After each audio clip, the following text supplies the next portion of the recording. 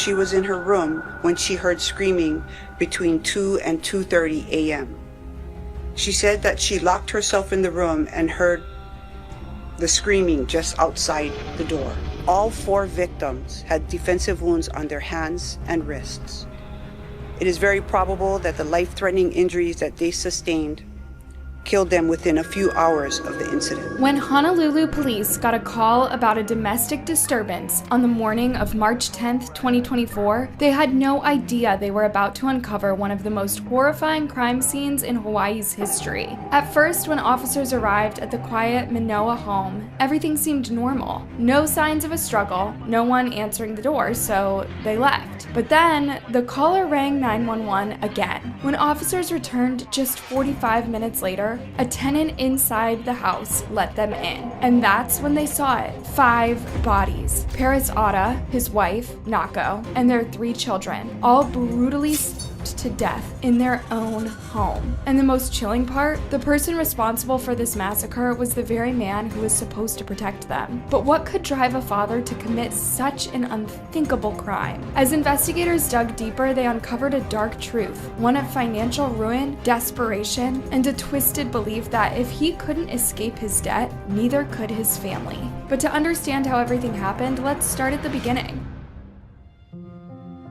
This tragic story took place in Manoa, a quiet, peaceful neighborhood in Honolulu, the kind of place where people feel safe and where families thrive. That's where 46-year-old Paris Oda lived with his wife, Naako, and their 3 kids, Sakurako, Orion, and Nana. Paris was a chiropractor with a practice near the Ala Moana Center, one of the biggest shopping malls in Hawaii. His wife, Naako, was originally from Japan and sometimes helped out at the clinic. Life seemed good for the Oda family. They were gearing up for Sakurako's high school graduation and weighing her college options, both in Hawaii and on the mainland. She was passionate about nursing and cooking. She and her mom even had helped run the Hapalua Marathon together in 2019, finishing just 3 places apart. Orion was in 6th grade at Seeks Charter School, and Nana went to Manoa Elementary. Nana was on the shy side, but always looked out for others, while Orion was the playful, kind-hearted kid everyone adored. To their neighbors, the Odas were just a normal, happy family. Every Christmas, they would decorate their house for the holidays, bringing festive cheer to the neighborhood. Even at work, Paris was known as a devoted family man. One of his employees, Cami Divers, recalled how much he loved his family. He would get up early morning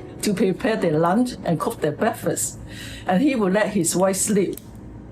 I said, oh, you're such a good husband, and there. But then something changed. In December 2024, the decorations never went up. That was the first red flag. Then neighbors started noticing that the family just seemed off. One person even described them as looking sad. Paris's employees picked up on it too. The once friendly, upbeat chiropractor had started acting distant, moody, withdrawn. He barely smiled anymore. Even his patients picked up on it. Some of the patients had told me that, what happened with Dr. Oda? He kind of quiet lately or something like that.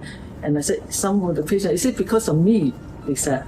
I said, no, nothing to do with you. But even with these warning signs, no one could have imagined what happened next. On that Sunday morning of March 10th, 2024, police got a chilling call. Someone had heard screams coming from the Oda home on Waulua Place. Officers rushed to the house, arriving at 8:34 a.m. But when they got there, the caller was nowhere to be found. They knocked on the door, no answer. They listened closely, nothing. No more screams, no movement, just a heavy, unsettling silence. They even asked a neighbor if they had seen or heard anything unusual. Nothing. But behind those closed doors, something horrific had already happened. One of the officers tried calling back the person who had dialed 911, hoping to get more information. But there was a problem. The call had come from an international number and their system couldn't call it back. With no signs of forced entry, no visible threats, and no legal reason to enter the home, the officers had no choice but to leave. But 45 minutes later at 9:15 a.m., the phone rang again. the same caller. This time when the police returned to the Oda home, the caller was there waiting for them outside. It was a woman, a tenant who had been renting a room in the house, and something was clearly wrong. Her hands trembled, her face was pale. She looked like she had just seen a ghost. She took a deep breath, trying to steady herself, and then with a shaky voice, she told them what had happened. She had been asleep in her room when she was jolted awake by screams. Loud, panicked, blood-curdling screams. She checked the time, sometime between 2 and 2:30 a.m., and then they got louder and closer. The screams were coming from right outside her door. Frozen in terror, she quickly locked herself in, too scared to move, too scared to even breathe. But then she saw something that chilled her to the bone. Blood. A dark, thick pool of it sweeping under her door, spreading across the floor. She told officers that she was too terrified to open the door, and that's why she didn't come out the first time they arrived. Instead, she waited until she couldn't wait anymore, then climbed out of her window and finally met with the police when she called again. Now, with this horrifying statement, the police rushed back to the house. They tried the front door, but it was locked. They pounded on it, shouting for anyone inside. No response. Peering through a window, they saw something that made their stomachs drop. A motionless body on the floor. And at that moment, they knew this was bad. Weapons drawn, they moved to the back door, forcing their way inside. And that's when they saw it. Officers entered through the back door and found the unresponsive male laying in blood in the hallway.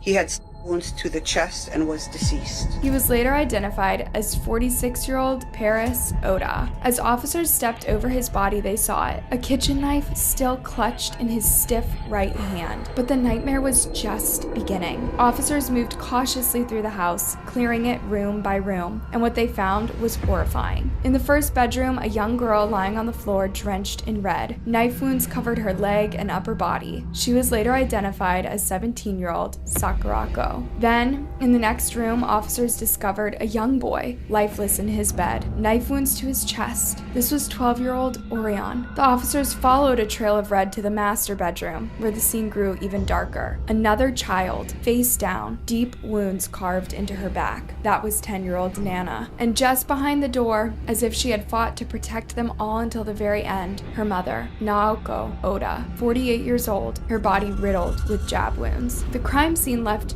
no doubt. Paris Oda was the killer. At some point during the night, something inside him snapped. He grabbed a kitchen knife and turned on his own family, attacking them in brutal, unimaginable acts of violence. And when it was all over, he ended his own life. A family that seemed so loving, normal, and happy, completely wiped out in a single night. The medical examiner's findings only made things more disturbing. Naoko and Saroko died from multiple sharp force injuries.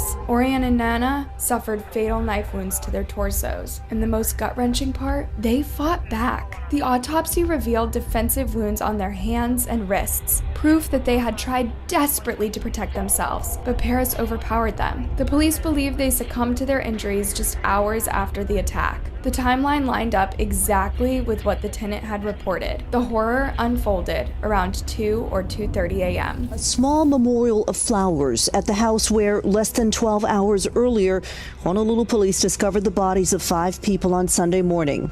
Husband is the person that his wife and his 3 children. I think was pronounced dead at the scene. But then again, we'll have more information from the medical examiners. All that is still under investigation. Police say after the suspect killed his family, he turned the blade on himself. I don't know if domestic violence, we haven't had a history that when we checked, so what the motive is still unclear at this point. The entire community was shaken to its core. Even law enforcement who had seen their share of tragedies called it the second worst mass murder in Honolulu in nearly 25 years. So I just got back in from a flight this morning, and my cousin who lives with me here, she just texted me and said a homicide had happened or something. Yeah. This is like super quiet neighborhood that nothing ever happens here. Like it's so quiet that you can like walk around at night and not care. I just know that they're a younger family. They're friendly neighbors. no problems with them ever. So what could make a father commit such an unthinkable act against his own family? Paris had no criminal record. There was no history of domestic violence. By all accounts, he was a hardworking man, a loving husband, and a devoted father. So what went wrong? The truth behind this tragedy would be even more heartbreaking than anyone could have imagined.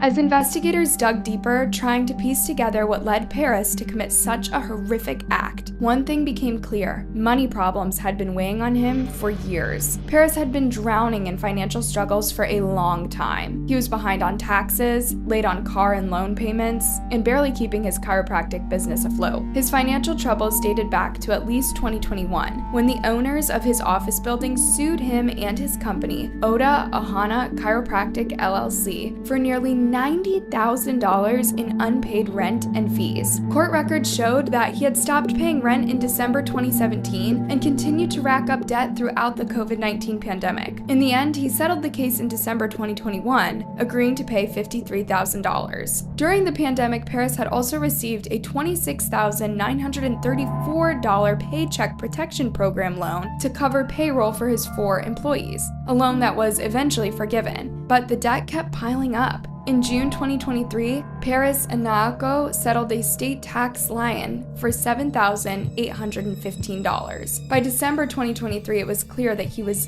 desperate for cash. He listed his 2013 Ford truck for sale for $20,000 and even put up a treadmill for $800. Neighbors later told local media that the Oda family lived upstairs in their $1.7 million home, while they rented out the downstairs unit to another family, who, by a twist of fate, had left for a trip to Japan just before the murders. Then, in January 2024, Paris reached out to a realtor about selling their home. Business at his chiropractic clinic had dried up, and to make ends meet, he had even started driving for Uber. He confided in a relative, telling them he felt it was his responsibility to fix things. He also shared his worries with his wife, and they tried making adjustments, but the financial problems just wouldn't go away. By February 2024, things had reached a breaking point. Paris told Naoko that he was thinking about ending his life, but he didn't want to do it alone. In the middle of February, Paris texted his wife that they needed to plan to do it. He said he could not take it anymore, and he told her that their children needed to come with them because no one could take better care of them than he could. Naoko, trying to stay hopeful, urged him to think of a different way out. She suggested they move to Japan, where her parents could help them start fresh. But for Paris, he had already given up. After that conversation, he pulled away. He became quiet, distant, like a man carrying terrible weight. That was the moment when everything shifted, when the years of stress, debt, and fear became too much to handle. Then came March, and with it, even more pressure. Tax season was creeping up, and Paris felt like he was running out of time. He spoke with a realtor again about selling their Manoa home, hoping to find a way out before things got even worse. But instead of relief, Paris's fear turned into something darker. He confided in relatives, saying something that sent chills down their spines. He would rather die than face the shame of going to jail over his unpaid taxes. And then, in a moment of pure desperation, he made a terrifying statement. He threatened to harm his own family and burn their house to the ground. And it didn't stop there. Around the same time, Paris reached out to someone with a chilling request. He wanted a gun. That person never responded, but as we already know, that didn't stop Paris from going through with his plan. Shocking details from police on why a Manoa father killed his family and then himself this past Sunday. Honolulu police say that Paris Oda had severe financial problems. He hadn't paid his taxes in years and was behind on car, tuition, and loan payments. Police say this January, Oda contacted a realtor about selling his house and started driving for Uber to make money since he didn't have enough chiropractic clients. He said he could not take it anymore, and he told her that their children needed to come with them because no one could take better care of them than he could. Naoko tried to be optimistic and encouraging with Paris. She suggested that they move to Japan with her parents but Paris stated that he was done and too tired. In the aftermath of the tragedy, Hawaii News now spoke with Paris Oda's mother, Annette. Understandably, she was devastated, struggling to process the unthinkable loss. She shared that the family was in disbelief, wrestling with the reality of what had happened, and wishing it wasn't real. When asked if there had been any warning signs, anything that could have hinted at what was coming, Annette declined to comment. Back at the family's home in Manoa, the community came together to mourn. Flowers, letters, and candles filled the growing memorial. At the top of the stairwell, a pink teddy bear was left in honor of the youngest victim, 10-year-old Nana, with a heartbreaking note that read, "We love you." Most of the people we talked to say they didn't know the family well, but are still devastated. One woman said she cried all day because of the tragedy. Neighbors say what happened doesn't make sense. Tragic. Everybody's feeling it, and everybody's just, it feels like part of your family. We go on our walks, we go down there and we see the kids riding their bikes, skateboards in the neighborhood. So yeah, it was just very normal. But one person says he sensed something was wrong.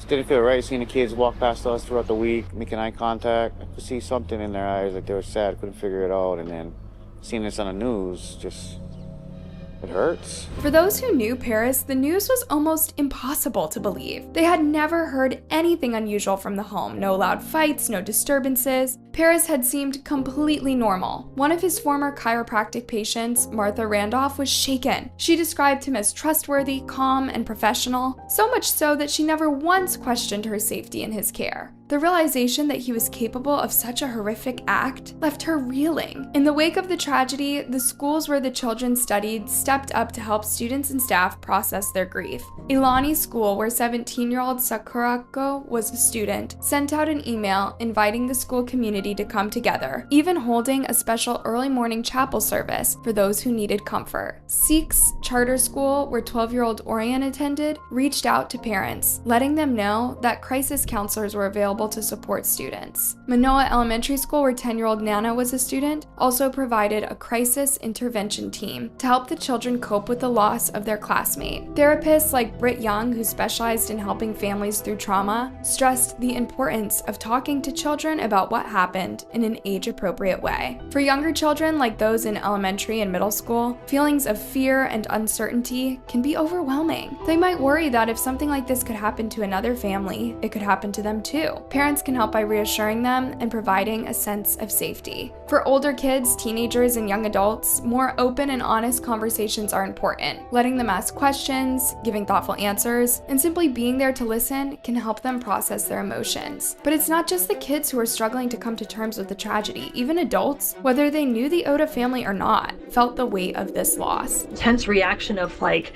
anger perhaps and grief for perhaps a family you didn't even know. I'm so angry this could happen. Who would do that? So it's not like we're adults and we just handle it completely, we process it without going to that angry place. It's normal to feel angry. It's normal to wonder who would do this. At the end of the day, no words can erase the pain of what happened. But by creating a space where children feel safe, heard, and supported, families can begin the long road to healing. So what do you think about this case? Do you believe anything could have been done to prevent this tragedy? Drop your thoughts in the comments. I would love to hear your perspective. And if you thought this story was chilling, trust me, there is more where that came from. Check out our other videos for more dark and twisted true crime cases. And don't forget to hit that like button, subscribe, and turn on notifications so you never miss an upload. You won't want to miss what's coming next.